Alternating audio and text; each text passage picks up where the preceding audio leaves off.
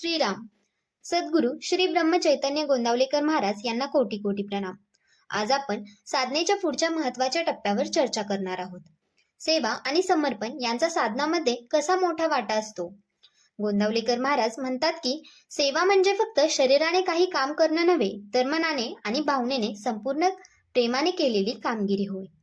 सेवा ही एक प्रकारची साधना आहे, ज्यामुळे मन शुद्ध होते, अहंकार कमी होतो आणि प्रेम वाढतं. सेवा केल्याने आपल्या मनाला सात्विकता प्राप्त होते आणि साधनेमध्ये सातत्य येतं.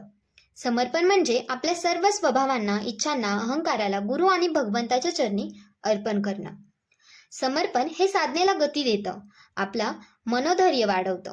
जेव्हा आपण मनपूर्वक समर्पित होतो तेव्हा साधनेत अनपेक्षित उन्नती होते. नामस्मरण आणि सेवा एकमेकांचे पूरक आहेत. केवळ नामाचा जप करणे पुरेसे नाही, तर त्यात मनात सेवा आणि समर्पणाचा भाव नक्की असावा. महाराज म्हणतात की नाम फक्त तोंडाने नाही, तर हृदयाने घेतलं जातं. जेव्हा आपण सेवा करतो तेव्हा मन स्वाभाविकरित्या नामाकडे वळतं आणि आपली साधना अधिक गाढ होते. एका साधकाने महाराजांना सांगितलं की तो केवळ नाम जपण्यात गुंतलेला आहे, पण मन चंचल आहे. महाराजांनी सांगितलं की सेवा आणि समर्पण नसेल तर नामाला स्थिरता मिळत नाही.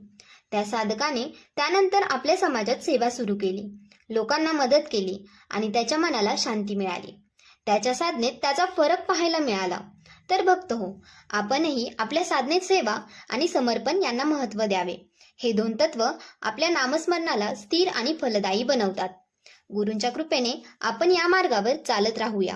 अशाच माहितीसाठी आमच्या चॅनलला लाईक करा, शेअर करा आणि सबस्क्राईब करायला विसरू नका. धन्यवाद.